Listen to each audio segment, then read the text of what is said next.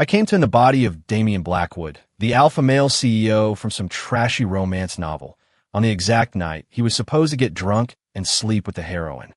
A stream of comments, like a ghostly Twitch chat, materialized in front of my eyes. The one-night stand that starts it all. Get ready for the love-hate drama. It begins with a misunderstanding and ends in a happily ever after. The prince finally gets his Cinderella. Here we go. If there's no spice in Chapter 1, I'm not hitting that subscribe button. The corner of my mouth twitched. I'm rich, I'm powerful, I look like a goddamn movie star, and I'm supposed to throw it all away for a janitor who makes minimum wage? Why should I ruin my life just to satisfy the fantasies of a bunch of romance addicts staring at a screen, forcing myself to marry a Cinderella who isn't even in the same universe as me, let alone the same social class? I let out a cold laugh and scooped up the dazed woman from the floor. Then, to the utter shock of the disembodied peanut gallery, I put her clothes back on. I finished dressing the woman. She was unsteady on her feet, swaying slightly before grabbing the arm of my leather sofa to steady herself. The blush hadn't left her cheeks, and her eyes were wide with pure, unadulterated confusion. Thank you, she whispered, her voice laced with uncertainty. I ignored her. I was too busy enjoying the show. The translucent comment feed in front of my face had exploded. I already took my pants off. He's put her clothes on. He's dressing her. Director. Wrong script. This isn't the scene. If he doesn't sleep with her, where's the misunderstanding? How is the rest of the plot supposed to happen? You just dynamited the foundation of their entire love story. What about the premium content? I already paid for the next chapter. Is this CEO, broken? Did the heroine's main character energy just fizzle out? I got my popcorn ready, and this is what I get. Wardrobe assistance. This plot has officially jumped the shark. 1 star. Refund. Watching the endless scroll of frantic complaints and question marks, I couldn't hold it back. A real laugh escaped me. Not the cold, condescending chuckle of a typical alpha CEO, but a genuine, honest-to-God laugh. The comment feed went into overdrive. He's laughing. He's breaking character. I repeat, he is breaking character. It's over. It's all over. This story is unreadable now. I shot a massive eye roll at the air, aimed squarely at the spectral commenters. I'm not the actual character from your stupid book, I shot back in my head. And I'm certainly not some animal in heat who can't control himself. Even if I did want to fool around, I thought, glancing at the still bewildered woman who clearly had no idea what was going on, there's a whole world of options out there. Women of every type, smart, beautiful, sophisticated women who know the score. Why would I hang myself on this one little sapling making $15 an hour just to fulfill the fantasies of you drama addicts, to marry some down-on-her-luck Cinderella and kick off your favorite tortured romance and groveling to win her back arcs? Yeah, right. I dragged my attention from the chaotic live feedback to reality, to the woman by the sofa who was still rebooting. She finally seemed to regain some awareness, looking up at me timidly. Her expression was no longer just confused. Now it was laced with a hint of puzzlement. Why? Why did you stop? She asked, her voice small and trembling. It had a soft, sweet quality, but the overriding tone was one of genuine bewilderment. Maybe she hadn't expected me to hit the brakes either. I smoothed the wrinkled sleeve of my $1,000 suit jacket, my tone shifting back to the cool detachment a CEO should have. Not an angry coldness, just a professional one. This is the executive suite, I said, my eyes sharp as I scanned her, as if reviewing a flawed quarterly report. Why are you in my private office? What time is it? The questions were like icicles, instantly shattering the bizarre, pink-tinged atmosphere. The woman was clearly stunned, more so than when I'd first knocked her over. Huh, she managed, her mouth hanging slightly open. I asked you, I said, taking a step closer. The move was pure intimidation, but strictly in a boss-to-subordinate way. Why are you in my private office at this hour? My intensity seemed to jolt her. She took half a step back, her spine hitting the sofa. The night supervisor, Maria, she told me to work overtime, she stammered, to clean all the top-floor offices. She said we have important clients coming tomorrow. She pointed to a bucket and a rag in a discreet corner, then to a coffee ring on the end table she hadn't finished wiping up. I was cleaning right here, and you just burst in. You smelled like whiskey, and then you just... She couldn't finish, her face flushing crimson again, this time with shame. I get it. The novel's fateful encounter was just the CEO getting wasted, coming back to the office and mistaking the cleaning lady for someone available. Or maybe it was just a convenient plot device fueled by alcohol. Well, I just manually unplugged that plot device. I nodded, my curiosity piqued by the still frantic live feed. The interrogation. He's interrogating her. Yes, this is it. He'll discover her lowly status and humiliate her. Come on, misunderstanding. Let's get this misunderstanding on the road. Yell at her. Call her a shameless gold digger for trying to seduce the CEO. Say the line. Say, woman, you have successfully captured my attention, even if it's a little late. I almost laughed again at their pathetic eagerness. Misunderstanding? Humiliation? Not a chance. I cleared my throat, adopting the most serious, businesslike expression a CEO, annoyed by staff interruption, could muster. Company policy, I stated, my voice flat and devoid of emotion, states that entry into the CEO's office after hours requires prior authorization from HR. This is especially true for custodial staff. The color drained from her face. I didn't know. Maria just told me to come up. Is Maria the head of HR? I asked. She shook her head quickly. No, she's the custodial supervisor. I see. I pulled out my phone. Not to call Maria, but to hold it up like I was taking notes, my tone still ruthlessly professional. Your name, employee ID number. The woman was completely floored. Jessica Miller, she whispered. Employee ID. JN073. I typed it into my notes app with meticulous care. The live feed went silent for a second then. Employee ID? He's taking down her employee ID number? WEF. What kind of move is this? An alpha CEO is running a background check on a janitor? What happened to the sparks and the searing passion? This plot has officially gone off the rails. I want a refund. This ship is unsaleable. Jessica Miller, JN073. I repeated, putting my phone away. I looked at her. I'll have HR verify the situation. If your story is true, and this was a scheduling error on Maria's part, she will be reprimanded. As for you, I paused for dramatic effect. She clutched her cleaning rag, her knuckles white. The live feed held its collective breath, waiting for the classic woman, you're fired, or from now on, you belong to me. I found her terrified expression amusing, but my face remained a mask of indifference. Next time you work overtime, read the employee handbook. You can go now. I gave a dismissive wave, like shooing away a fly. Jessica Miller froze, petrified. Her eyes were wider than before, her mouth agape. She couldn't process it. Go, he's just letting me go. No consequences. No. Follow up. As if waking from a trance, she scrambled to grab her bucket and rag. Her movements as clumsy as a frightened rabbit. She didn't dare look at me again, keeping her head down as she practically crab-walked to the door. The live feed was a torrent of wailing and gnashing of teeth. She left? She actually left? That's it? Chapter 1, and the heroine has already been written out of the scene? The CEO just dismissed the female lead like she was any other employee? I got all dressed up for this, and all I saw was an HR violation inquiry. IT's broken. The story is broken beyond repair. Author, writer, get out here and take this beating. This book is poison. Dropped. Unsubscribed. I watched Jessica Miller practically flee through the door and vanish.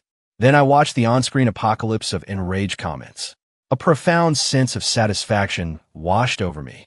I walked over to the floor-to-ceiling windows, looked out at the glittering lights of New York City, and poured myself a glass of ice water. Freedom, I said to myself. No more following some ridiculous, contrived plot. No marrying Cinderella. No melodramatic love-hate saga. No being a puppet on a string. God, it felt good. My phone buzzed. I pulled it out. The caller ID read, the old man. Hello.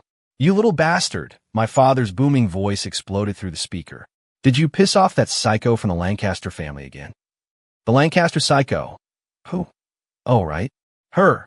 In the original novel, she was the obsessive, possessive, unhinged childhood friend who was hopelessly in love with the male lead, Victoria Lancaster.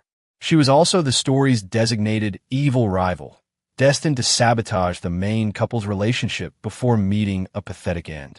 Before I could recall the details, my father launched into a tirade. Victoria just went public. She's telling everyone she won't marry anyone but you. If you don't marry her, she's threatening to launch a hostile takeover of Blackwood Enterprises, a full-on stock war, and she doesn't care about the cost. The old man paused to gasp for air, clearly panicked. That girl is crazy enough to do it.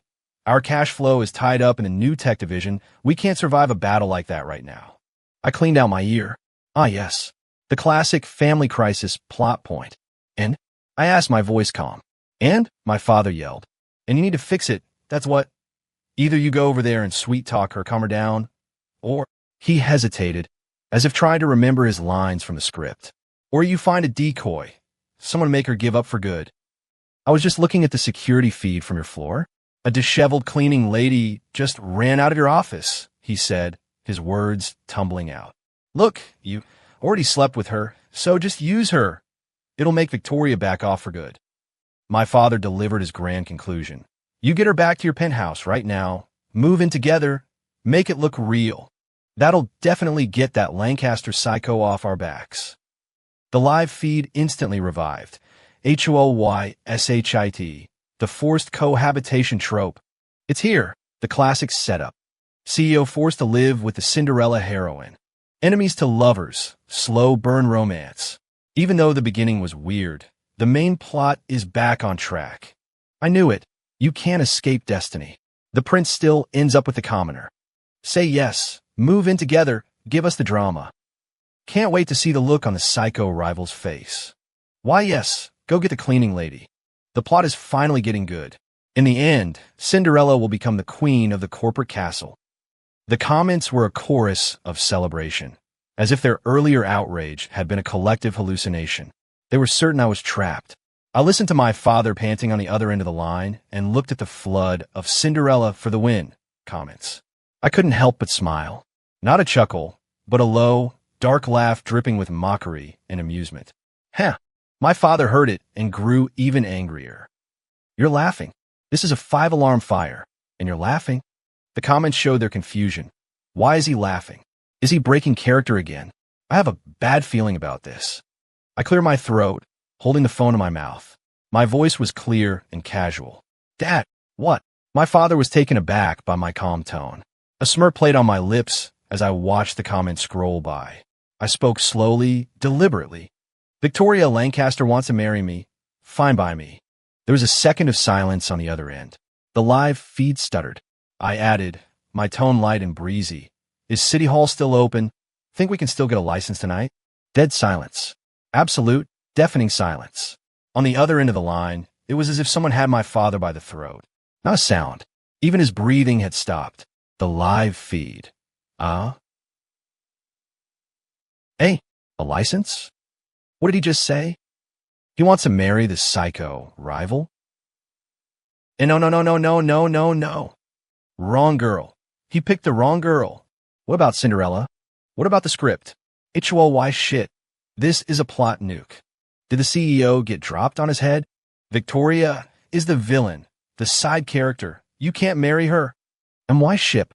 What happened to my Cinderella ship? The plot hasn't just gone off the rails. It's on a rocket to another galaxy. Author, writer, do something.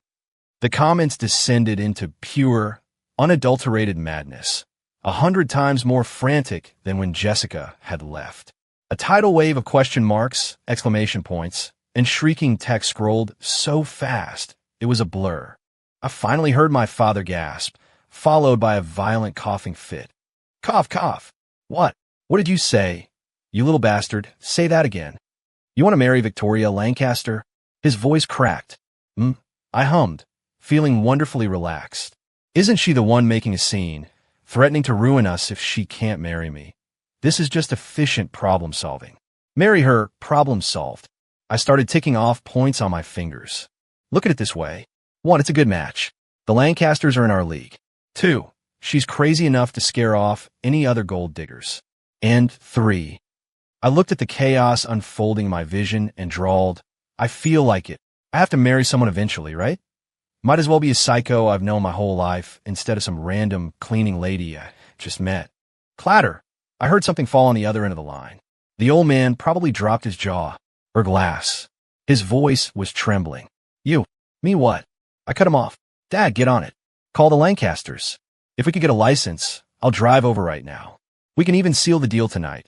No point in delaying. Oh, and by the way, I added pouring gasoline on the fire.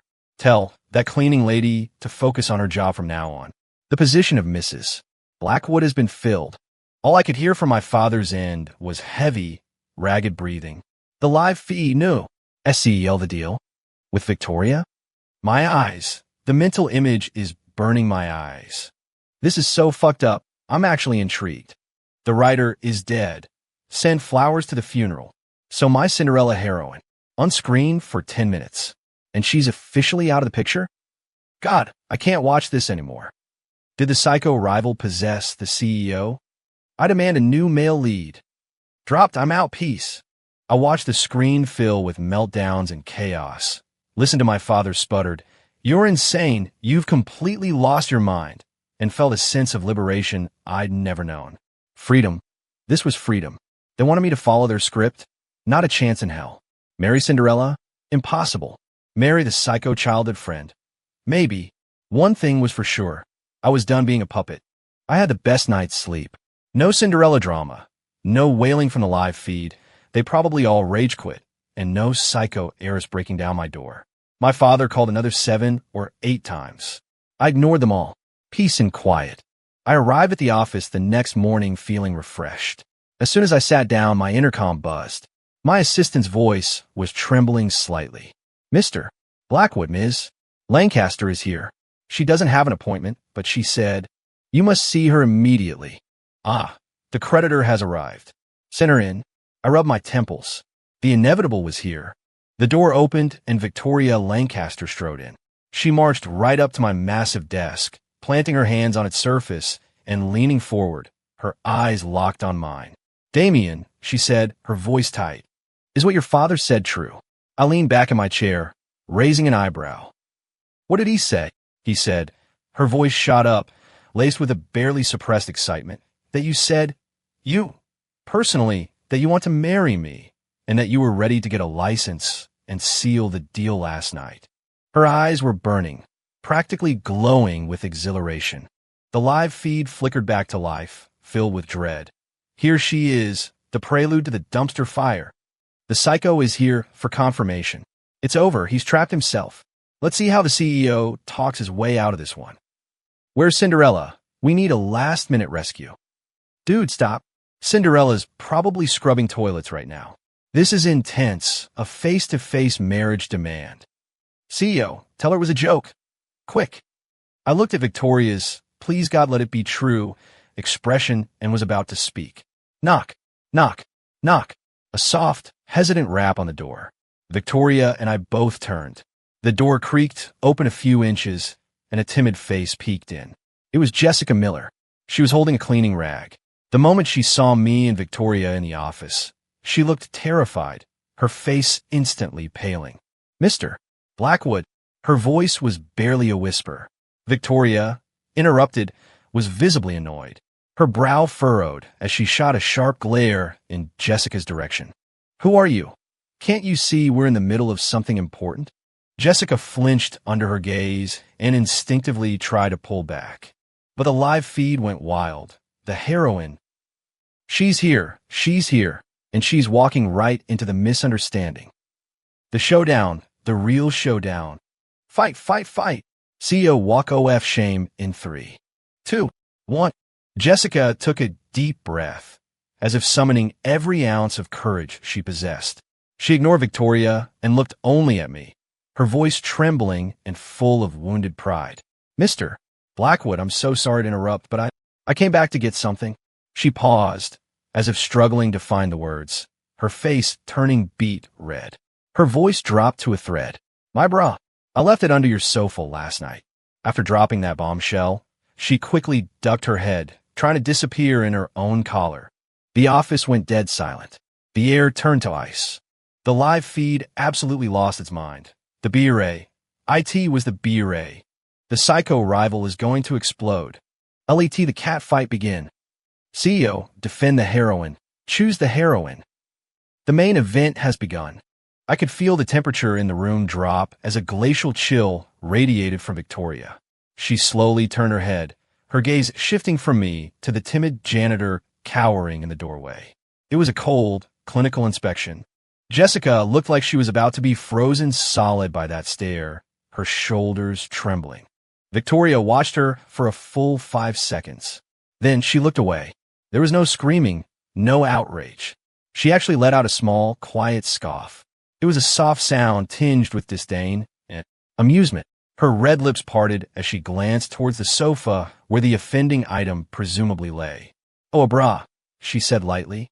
Then, without even bothering to look at Jessica again, as if commenting on a piece of trash, she added, "Such a tacky style."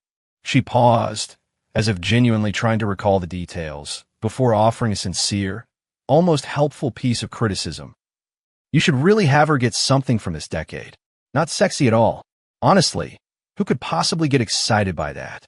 Jessica was petrified. She snapped her head up, the color draining from her face, leaving behind only a pasty white mask of disbelief and mortification. The live feed. Ah? What did she say? Tacky? Not sexy? Can't get excited by it? Holy sheet.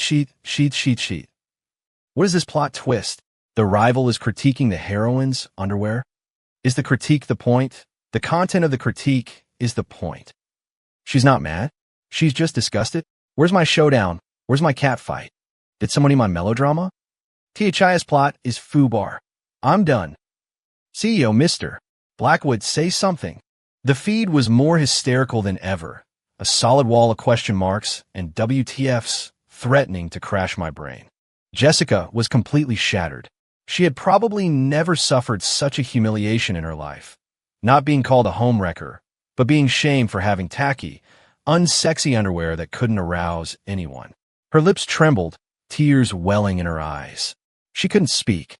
Victoria paid the pathetic figure in the doorway no mind. Her fiery gaze was back on me. "You still haven't answered my question. Are you going to marry me or not?" I surveyed the surreal scene. A psycho heiress waiting for a marriage confirmation. A Cinderella heroine on the verge of tears because her bra was dissed. And a virtual audience of disembodied spirits having a collective mental breakdown. I picked up my coffee and took a slow sip. The coffee was excellent today. "Of course it's true," I said, giving Victoria a standard-issue corporate smile. "Ms. Lancaster, or should I say, the future Mrs. Blackwood, when should we go get that license?" Crash! The sound of a plastic bucket hitting the floor echoed from the doorway. Jessica finally broke, clapping a hand over her mouth as she turned and fled. The live feed. The poor heroine ran away. Again, this time she was roasted into tears. Over her tacky bra. I can't. This book is unreadable. Author, I swear to God, I will find you. Victoria beamed, a triumphant smile, so bright it was dazzling. "Now," she declared. I put down my coffee cup. Done. Victoria's execution was terrifyingly efficient. When she said now, she meant now. I didn't even have time to grab my jacket before she was dragging me out of the office. She drove, flooring it the entire way. Destination, City Hall. The live feed was barely hanging on. They were really going? God help me. My moral compass is spinning. CEO, if you're being held hostage, blink twice. That psycho drives fast. City Hall is in danger. Where's Cinderella? Crash the wedding. Dude, wake up. Cinderella is crying over her bra from Target. I sat in the passenger seat, completely calm. The heiress to a corporate empire, beautiful, rich, and most importantly, obsessed with me. Why wouldn't I marry her? We arrived at City Hall. It was a weekday morning, not too crowded. Victoria pulled me along, moving with the purpose of a heat-seeking missile, straight to the marriage license counter. The clerk looked up and blinked, her expression a mixture of surprise and confusion. Understandable, given one of us looked like she'd just won the lottery and the other looked like he was here to file for bankruptcy. Marriage license? The clerk asked mechanically. Yes. Victoria's voice was loud and clear. She slapped our driver's licenses down on the counter. Hurry up, we're in a rush. The clerk, startled by her intensity, lowered her head and began typing. The live feed began its death rattle. It's over, it's really over. She's stamping it. She's gonna stamp it. My Cinderella ship has officially sunk. Dropping this book? Right now, for real this time. Author, are you asleep? Because I can't sleep. The clerk picked up the official stamp. Victoria's eyes gleamed, and she held her breath. Just as the rubber seal was about to make contact with the paper, wait. A tearful voice cut through the quiet hall. Everyone turned. Jessica Miller. She was panting, her hair a mess, her eyes red and swollen with fresh tear tracks staining her cheeks. Damien Blackwood, she yelled, her voice filled with an unprecedented level of hurt and accusation that captured the attention of everyone in the room. How could you do this to me? She pointed a trembling finger at me, fresh tears welling up. Last night you took advantage of me. She choked back a sob, playing the part of the ultimate victim. You did that to me, and now you're just going to turn around and marry someone else. She looked around at the onlookers, pleading for their support. Everyone, you be the judge. Isn't he a scumbag? Isn't he just playing with my feelings? Leading me on and then throwing me away. The bystanders began to murmur. Wow, he looks so clean-cut. Typical rich guy, preying on a young girl. TSK, what a pig, carrying on like that right before his wedding. Jerk! A chorus of judgmental glares fell upon me. The live feed resurrected in a blaze of glory. The heroine, as she has arrived, riding a chariot of justice. The plot twist, the big reversal. The CEO is about to get what's coming to him. The people have spoken. Call him out. Quick, CEO, explain yourself. Tell her you were forced. And then get with the heroine. Yes, this is how it's supposed to go. Victoria's face hardened instantly, not with anger, but with extreme annoyance. She hated being interrupted, especially when she was getting her way, and especially by the janitor whose taste in underwear she had so recently maligned. Jessica, sensing the crowd was on her side, grew bolder.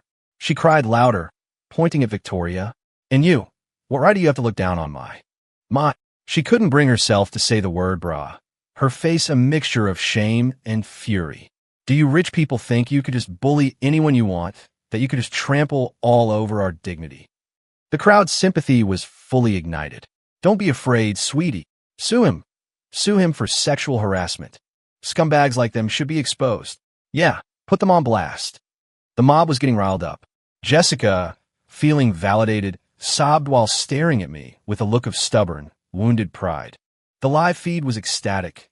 Why, yes, this is it. Go, Heroine, go. Expose the scumbag. Look at the psycho rival's face. She's speechless. The plot is finally back on track. Cinderella's comeback. Waiting for the CEO's public shaming, followed by the inevitable groveling tour. I remained perfectly calm. In fact, I was finding this whole thing rather amusing. Victoria took a deep breath, her patience hitting zero. She didn't look at the judgmental crowd. She didn't look at the weeping Jessica. She looked only at me, her eyes like chips of ice.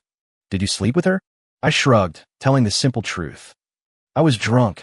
I don't remember. Victoria nodded as if to say, got it. Then, she did something no one expected. She took out her phone, not to make a call, but to play a video. She held it out directly in front of the stunned clerk who was still holding the marriage license. Watch this, Victoria said, her voice dangerously cold. Watch it carefully before you decide whether or not to use that stamp. The clerk instinctively looked down at the screen. I glanced over too. It was a high-definition security camera feed. The angle was perfect, aimed right at the end table next to the sofa in my office. The timestamp read, last night. On the screen, Jessica was wiping a coffee stain from the table. A normal enough action. But then, she cast a furtive glance toward the office door. Seeing no one, she quickly pulled a small, folded paper packet from her pocket. She opened it swiftly, and she poured the white powder inside directly into my half-finished glass of whiskey. The move was shockingly fast. Afterward, she guiltily wiped the rim of the glass and the tabletop with her rag before resuming her cleaning as if nothing had happened. And then, the video showed me, stumbling and drunk, and taking another drink from that very glass. The video ended. The hall was utterly, deathly silent. You could have heard a pin drop. The crowd, which had been so righteously indignant moments before, was collectively speechless. The anger and sympathy on their faces froze, then curdled into expressions of shock, disgust, and the fury of being duped. They all turned, as one, to stare at Jessica. The tears and accusations on Jessica's face were frozen in place. She stared, mouth agape, at the phone in the clerk's hand as if it were a venomous snake. The blood drained from her face. She was as white as a sheet. She swayed on her feet, her lips trembling, unable to form a single word. "That's not me," she tried to say, but her voice was a pathetic squeak. She drugged him? The heroine drugged the CEO? WTF, WTF, WTF, WTF, WTF. The plot twist to end all plot twists. So he only lost control because he was drugged? The CEO was the victim the whole time? My brain is literally broken. So she left her bra there on purpose, too? This heroine is toxic AF? This book is officially insane. Author, get out here. We need to talk. Victoria retrieved her phone, not even sparing a glance for the collapsing Jessica. She looked at the equally stunned clerk and bit out two cold, hard words. "Stamp it." The clerk flinched, looked at Victoria's icy, commanding face, and her hand trembled. Thwack! The bright red official stamp landed squarely on mine Victoria Lancaster's marriage application. The sound in the dead silent hall was unnervingly loud. Jessica's legs gave out, and she crumpled to the cold, marble floor. Her eyes were vacant. She was completely broken. The live feed was a chaotic mess. He stamped it. They remarried. Cinderella drugged him. The CEO married the psycho rival. This plot, I have no words. Author, you win. The car roared away from City Hall. I leaned back in the passenger seat, buckled up, and watched the scenery blur past. The car itself was quiet. Victoria was focused on driving, only turning to look at me at a red light. Her eyes were dazzlingly bright, her lips curved in the smile of a cat that had just swallowed a canary. I adjusted the rearview mirror, meeting my own eyes. My voice was cold enough to frost the windows. "Victoria, she hummed, her voice light. "You got a lot of nerve." My finger tapped the glass. "Putting a hidden camera in my private office?" The light turned green. She stomped on the gas, and the car shot forward. "Oops," she chirped, feigning the surprise of a startled bunny. Then she giggled, her voice soft and coy. "Did I get caught? I'm so sorry." She shot me a quick glance, her eyes wide and feigning a puppy dog innocence. "My bad." She paused, her voice getting even softer, a playful, testing tone. Almost a purr. "Mr. Blackwood, Mr. CEO, hubby, are you going to punish me?" The last words were an invitation, a feather-light caress. "I promise I'll never do it again." Her tone was sincere, but her eyes were practically incandescent. "You can punish me however you want." She finished with a deliberate, suggestive lick of her lips. "HOY shit. It's happening. Punishment kink." She's admitting fault while seducing him. Victoria is a legend. "CEO, punish her. Pin her against the steering wheel." "Why, yes. Do it here. Do it now." "Well, the door's shut. No one gets out." Floor IT. "This is the express train to Pound Town." "Someone stop the train. I think I see a kindergarten." "What's with the whips and candles?" "I suggest a whip dipped in iodine. Disinfects while you punish. Hygienic and stimulating." LOL. LMAO. Hygienic and stimulating. The comment section is full of geniuses. Whip dipped in iodine. Taking notes. CEO, is that a thing? Yes, do it. Take the suggestion. I ignored the feed's debauchery. I leaned closer to her, my voice a low, gravelly whisper right next to her ear, which instantly went rigid. "If you ever plant a bug in my territory again, I'll make you have one of my kids a year until you hit menopause." Victoria jumped, then a thrilled, manic grin spread across her face. "Deal, hubby. Let's go home right now. Oh my God, we're finally together." She floored it, happy as a child on Christmas morning. The comments were a solid wall of text. I didn't even bother looking. Of course, I didn't go home with Victoria. I had a mountain of work to do. Playtime could wait until after business hours. HR. I called my head of human resources after filing a police report. Employee JN073, Jessica Miller. "Yes, the one who worked overtime last night. The evidence is conclusive. Attempted drugging and corporate espionage. Security footage caught her going through my desk drawers. Terminate her employment. Immediately. Her final paycheck. Tell her to collect a meal voucher from the cops. The HR director on the other end went silent, probably holding his breath. The live feed went insane. Fired? HE called the cops? Live Feed Protection Squad. Activate. This heroine is toxic. CEO did the right thing. Wait. Attempted drugging. He seemed totally fine that night. Are you dumb? He found out and didn't drink the rest of it. The amount of information is overloading my CPU. Is this a romance novel or an episode of Law & Order? I just hung up when my phone rang again. The screen lit up with 3 words, Victoria Blackwood. I raised an eyebrow and answered. Hubby, help me. A high-pitched shriek nearly shattered my eardrum, followed by the sound of a muffled thud and a struggle. That janitor psycho, she's got me. She kidnapped me. Restroom, top floor VIP lounge. The call was violently disconnected, leaving only a dial tone.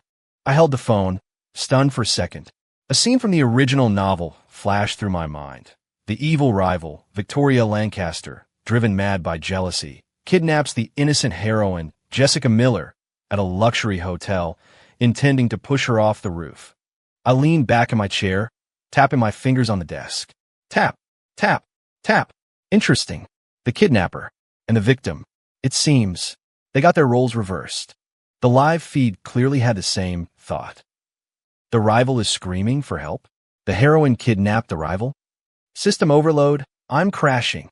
Jessica kidnapped Victoria? In a bathroom? Did she finally snap over the bra comment? This is some bizarro world shit. So the evil rival is actually the damsel in distress, and the heroine is the final boss? I kneel before this author. Their brain operates on another dimensional plane. I stood up, grabbing my suit jacket. Get the car, I said to my assistant outside the door. The Sovereign Hotel, top floor VIP lounge. A smirk pulled at my lips. This was going to be fun. The car screeched to a halt in front of the hotel. I got out and took the express elevator to the top floor. The hallway was eerily quiet, the thick carpet swallowing every sound. At the far end of the VIP section, the restroom door was shut. The live feed was a blur. He's here. He's here. Open the door. Kick it down. Is the psycho rival still breathing? Is the heroine fighting her with a toilet brush? I bet you $5 they're pulling each other's hair out in there. I stopped outside the door. I could hear muffled sobs and a hushed argument. Let go. You psycho. That was Victoria's voice, furious but muffled, as if her mouth was covered. Give me back my husband. Jessica's voice, shrill, hoarse, all her previous timidity gone. He's mine. A heavy thud, like something being knocked over. MMPH. MMPHH. I raised my hand and knocked, the sound neither loud nor soft. The sounds inside ceased instantly, as if someone had hit pause. The live feed, he's here. Talk about walking in on a scene. Did they just freeze? I can just picture the heroine, toilet plunger in hand, completely stunned. The rival, my hero. 5 seconds later, a soft click. The door was pulled open a crack, and Jessica's face appeared. Her hair was a rat's nest. Her eyes were bloodshot, and her face was a mess of tears and smudges. She was clutching something, not a plunger, but the heavy porcelain lid of a toilet tank. When she saw it was me, her pupils contracted, raw panic momentarily eclipsing her rage. Mr. Blackwood. She instinctively tried to slam the door shut. I blocked it with my foot. Are you done? My voice was quiet, as flat and cold as a frozen lake. My gaze drifted past her shoulder to the wreckage inside. A soap dispenser was overturned, its contents pooling on the floor. Tissues were strewn everywhere like confetti. A decorative floral arrangement was shattered, and Victoria was tied up, her hands bound behind her, her mouth sealed with duct tape. She was slumped next to a high-tech smart toilet, her expensive dress stained and her perfectly styled hair now resembling a bird's nest. When she saw me, her eyes lit up and she began struggling wildly, bucking like a fish out of water. Jessica followed my gaze and saw Victoria's pathetic state. She flinched and the toilet tank lid in her hand fell with a loud clank, chipping a piece off the tile. "No, it's not," she stammered, turning back to me, fresh tears streaming down her face as she babbled incoherently. "It was her. She started it. She called me shameless. She said my bra was tacky. She called me a frog trying to eat a swan. She grew more agitated, pointing a trembling finger at Victoria. "What gives her the right? What gives her the right to take you from me? It was supposed to be me that night." The live feed. And there it is, the motive, revenge for the bra shaming.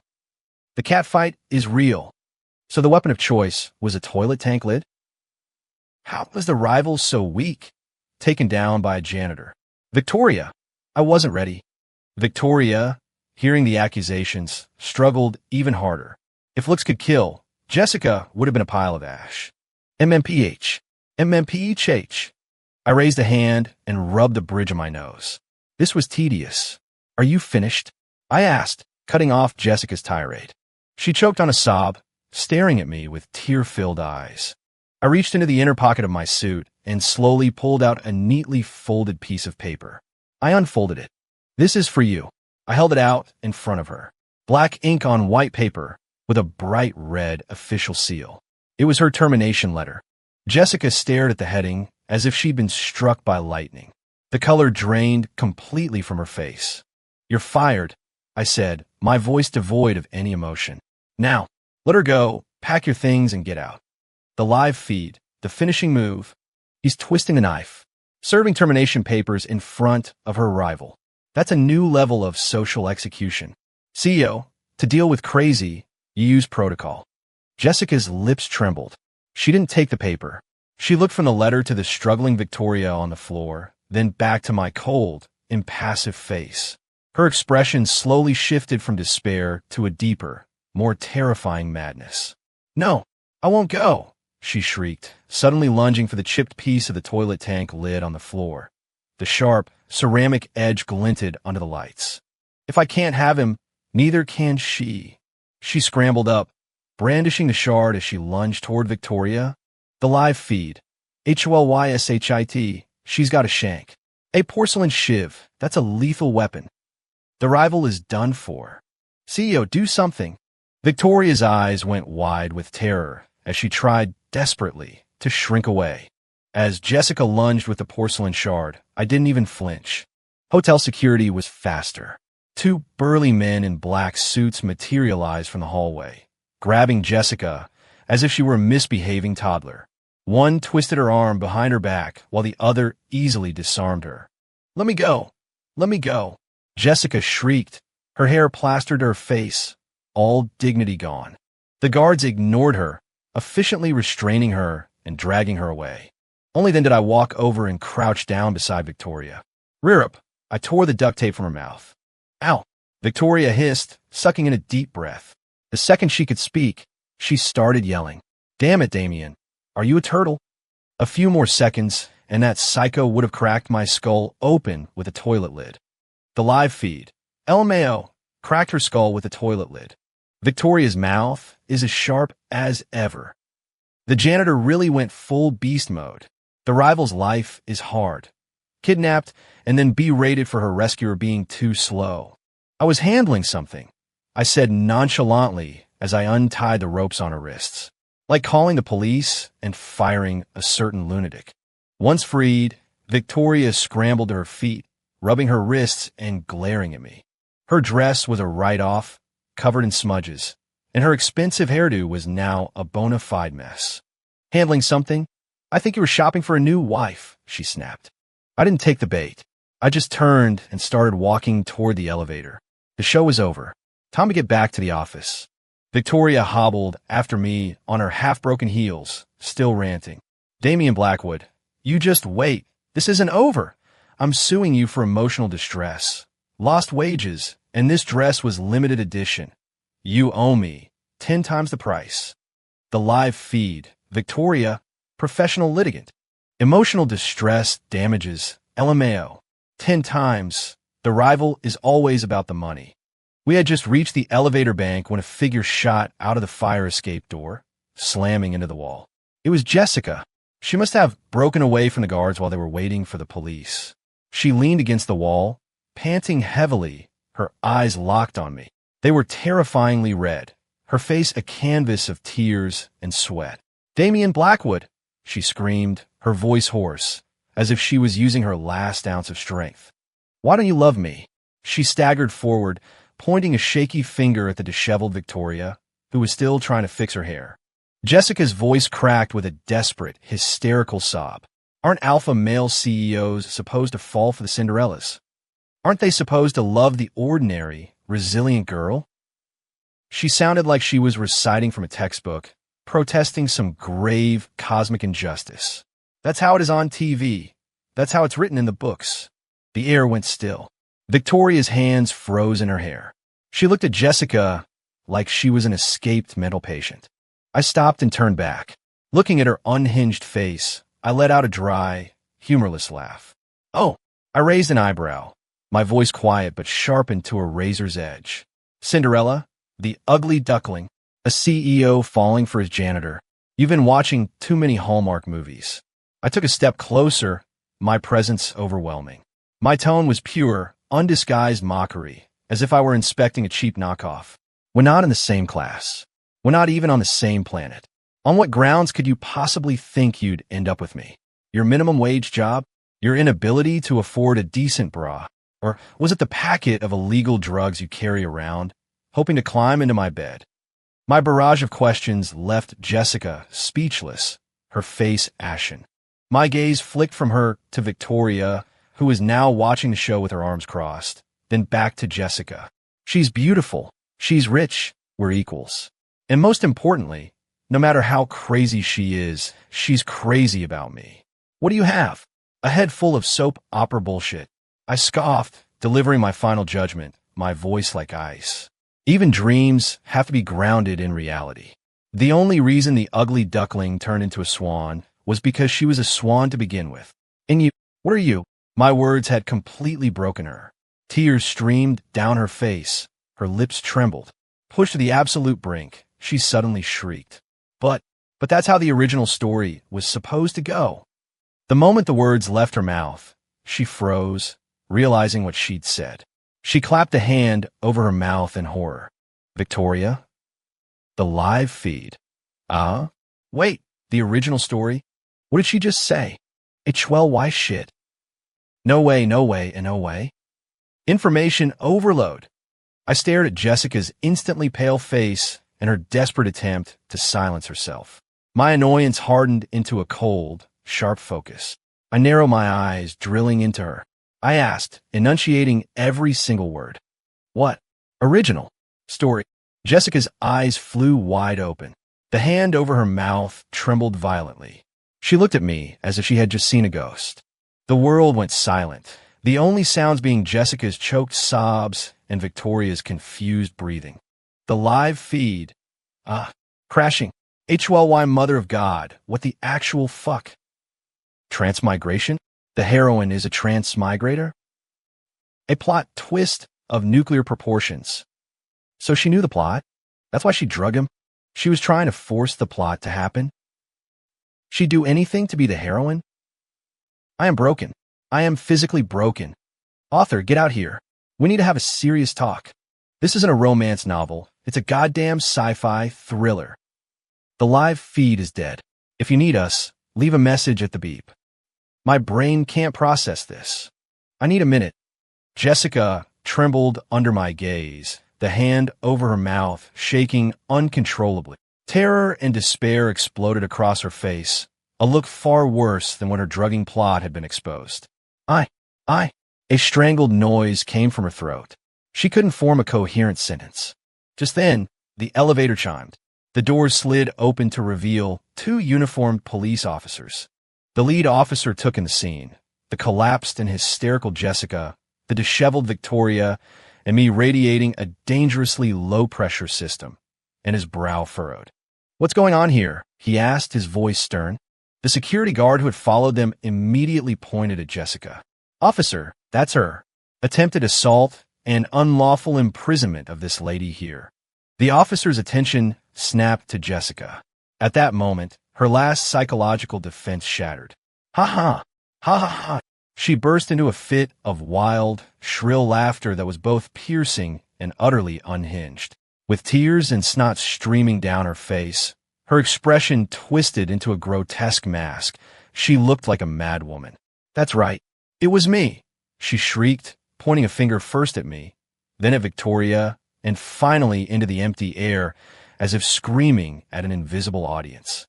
"I'm a transmigrator. So what? I know the plot. I know him," she screamed, jabbing her finger at me. "Damian Blackwood, the alpha male CEO. He was supposed to sleep with me that night, then marry me, love me, spoil me, and make me the lady of the manor." Her voice was raw with resentment and venom. "I was just following the story. What did I do wrong? Why can't I win? Why won't he love me?" She bellowed into the empty hallway. "Cinderella is supposed to win. The CEO is supposed to love the janitor. That's the setup. Those are the rules. It's the script you all wrote." She whirled back to me, her eyes wild but holding one last, desperate glimmer of hope. "Damian, look at me. I'm the real heroine. I'm your soulmate, not that psycho." Beside me, Victoria rolled her eyes so hard I thought they might get stuck. "Did the local psych ward have a breakout?" she muttered. The officers' expressions grew grim. They exchanged a look, then stepped forward, producing a pair of handcuffs. "Ma'am, please calm down. We need you to come with us to answer some questions." The cold metal clicked shut around Jessica's wrist. The touch seemed to shock her out of her frenzy. The madness receded, replaced by a crushing wave of terror. "No, don't take me. I didn't mean it. I just wanted to win," she babbled, starting to struggle and cry like a child whose favorite toy had been taken away. The officers were unmoved, escorting her toward the elevator. The live feed was dead silent, save for a few stray comments. "It's confirmed. A real transmigrant." She went mad, trying to follow the plot. "So pitiful, yet so hateful.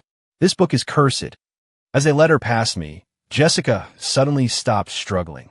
She looked up, her tear-streaked face fixed on mine, as if searching for any sign of doubt, any flicker of pity. My expression was a blank slate. Just as they were about to push her into the elevator, I leaned in close to her ear. The movement was so fast no one else saw it. Only she could hear my voice, a low, icy whisper laced with a cruel, mocking amusement. "I'm a transmigrator. I just didn't want to marry you. Surprise." Jessica's body went rigid, as if struck by an invisible bolt of lightning. She snapped her head around to face me. Her eyes were so wide they looked like they might crack. Her pupils, reflecting my cold expression, were filled with utter, uncomprehending horror. You, she stammered, unable to force out a single word. The look on her face was worse than if she'd seen the apocalypse. Worse than when she realized she was going to jail. The police didn't give her any more time to process it. They pushed her into the elevator. The doors slid shut, cutting off her stunned, shell-shocked face, which screamed, "What the hell is going on?" The elevator descended. The hallway was quiet again, leaving just me, Victoria, and the mess on the floor. Victoria sidled up to me, her inner gossip columnist on fire. "Hubby, what did you whisper to her?" She looked like she'd seen a ghost. I straightened the cuffs of my perfectly neat suit. "Nothing important," I said flatly. "Just told her that all those trashy romance novels she reads are scams for idiots." Did she really think a CEO with a functioning brain would fall for a dumb, malicious janitor who only knows how to drug people and throw tantrums? I glanced at the space where the now silent comments used to be, a smirk of pure disdain on my face. Destiny? Please. It's just a cheap fantasy to satisfy the sick pleasure some people get from watching a prince go temporarily blind. Boring. With that, I turned to leave. "Hey, wait for me. Damian, hubby, you still haven't paid me for my dress and my emotional distress." Victoria yelled, clattering after me on her broken heels. The live feed. That last part. The CEO was insulting us, right? He was. Sick pleasure from watching a prince go temporarily blind. That hit a little too close to home. I feel personally attacked. But he's not wrong. This book. I surrender. Author, you do you. I'm out. For real this time. Victoria and I were really married. No grand declarations of love. Just two equals. One of whom was certifiably nuts, who figured that teaming up to run an empire and make a fortune was a pretty good deal. The merger of our family companies went smoother than anyone expected. The old man was ecstatic, and the Lancasters were pleased. The live feed would occasionally flicker with a few dying comments, and thus a corporate dynasty was born. Power couple goals. I came for the angst, but this sweet domesticity is kind of nice. True to my word, or threat, Victoria started having kids with terrifying efficiency. A boy and a girl, twins, within 3 years. She could be holding a baby in each arm and still direct a corporate acquisition on her tablet. Her combat effectiveness was off the charts. The live feed. The psycho rival has evolved into a battleship-class battle mom. So the CEO's job is to look handsome while his wife conquers the world? This ship, I think I'm starting to like it. A few years later, Jessica Miller was released from prison. A couple of years on a prison workshop sewing machine had made her thinner, and her eyes were a little vacant, but the obsessive gleam was still there, perhaps even stronger. She somehow found my home address and began what she must have considered her new battlefield, staking out the bushes in my gated community. The first chance encounter happened as I was driving out. She leaped from behind a hedge, clutching half a stale bagel. Mr. Blackwood, she called out, forcing a smile. What a coincidence. I didn't even roll the window all the way down. It's not a coincidence, it's trespassing, I said through the crack, my voice colder than the morning air. Your time in the joint must have given you delusions. This is a private road. If I see you here again, I'm calling security to release the hounds. The live feed. El Mayo. The joint must have given you delusions. The CEO's tongue is as sharp as ever. Release the hounds. Classic. Her face went pale, and she dropped the bagel. But she didn't give up. She switched tactics, tried to run into me when I came home from work. The second time, she was holding a bouquet of wilted wildflowers, probably stolen from a public park. Mr. Blackwood, these are for you. I was wrong before. I didn't break stride as I walked past. Don't litter. The grounds crew just swept here. The live feed. The wilted flower attack. Grounds crew, appreciate you, boss. Brutal. Absolutely brutal. The third time, she blocked the entrance to the underground garage.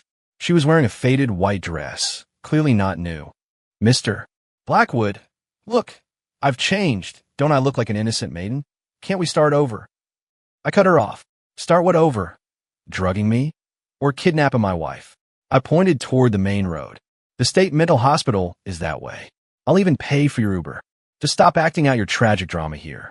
The audience is me, and I'm bored. The live feed. Ha ha ha, he'll pay for the Uber. The audience is me, and I'm bored. Savage. CEO, get away from me. She was completely stunned, tears welling up in her eyes. The fourth time, she wasn't holding anything. She was just squatting outside my front gate like a lost soul. When she saw my car approaching, she shot up and threw herself against the window. Damien, she wailed, pounding on the glass. Why? Why won't you just love me? What does that psycho have that I don't? The book wasn't supposed to be like this. The script is wrong. I'm the heroine. I stopped the car, lowered the window, and looked at her hysterical face. I felt a mix of annoyance and pity. The script. I scoffed. In your script, did it ever mention that the CEO wasn't brain damaged? She froze. I twisted the knife. Did it mention that drugging, kidnapping, and assault get you a prison sentence, not a wedding ring? Did it mention that in the real world, there aren't that many blind princes waiting to rescue a delusional, petty criminal? I stared at her instantly defeated face and delivered the final blow. Jessica, you're too deep in your own fantasy. It's time to wake up. The Cinderella story is over. It was as if that was the last straw. She staggered back, her eyes empty as she stared at me, or perhaps through me at the fantasy world in her head. I want to go home. She mumbled, her voice distant. Yes, home. This isn't right. I have to go home, back to my world. She turned, lost and broken, and stumbled away. She never appeared outside my house again. A few days later, the translucent comment feed flickered one last time, with a few short but informative lines. Transmigrator Jessica Miller's consciousness has successfully detached. Returned to original world. A few more days passed. Update. In the original world, A woman named Jessica Miller has been arrested for stalking the CEO of Sterling Corp. Source says she was showing up at his office every day with flowers and breakfast, calling him her husband. LL. That CEO is a bald, pot-bellied 60-year-old. She kept rambling about being the heroine and their destiny. Diagnosis: severe delusional disorder. Has been institutionalized. Guess there aren't any handsome, young, available CEOs for her to harass in the real world. Fantasy, meet reality. Ouch. A friendly reminder from the Transmigrator Alliance. Missions are risky. Proceed with caution. Don't get too attached to the script. The comments faded, becoming more and more transparent, until they vanished completely. The world was quiet. Truly quiet. I shut down my computer in the study and walked into the living room. Victoria was sitting cross-legged on the rug, a sleeping child tucked under each arm, her other hand scrolling through financial reports on tablet. The twins were fast asleep, drooling. She looked up at me and rolled her eyes. Finished. Come get your son and daughter off me. My legs are numb. I walked over, but instead of taking the kids, I bent down and kissed her on the forehead. She froze for a second, then wiped her forehead with a look of disgust. What was that for? So cheesy. But the corner of her mouth quirked up into a tiny smile. The live feed was gone. All the noisy, judgmental chatter about the plot, the one true pairing, and how things were supposed to be had disappeared. I looked at this crazy woman and our two little hellions. The company was thriving. My wife was nuts, but she was a powerhouse. My kids were a handful, but they were healthy. No melodramatic misunderstandings. No forced idiocy. No one telling me who I had to love. It was good. The feeling of freedom, I thought, is pretty damn amazing. Yendi,